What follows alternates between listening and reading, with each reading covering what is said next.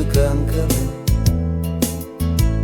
Диплом хоче для сина, який не купиш у крамі.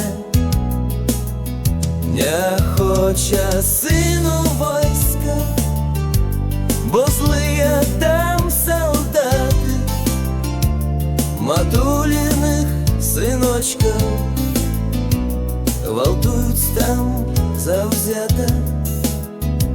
Россия в вигоді, ніде ён не працює.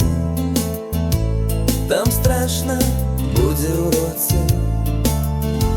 там войска адукує, бо трапить ён адразу у руки трактаристаў. Дадуць яны там газу, і будзе ён прасіцца.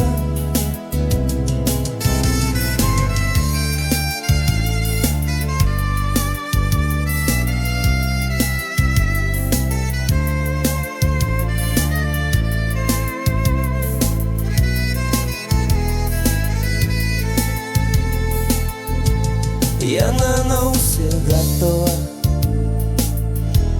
на грошы і загады, абы свайго малага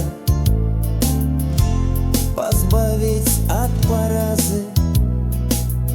Прыгожая жанчына працуе у выканкамі. Дыплом хоча для сына, які не купиш у крамі.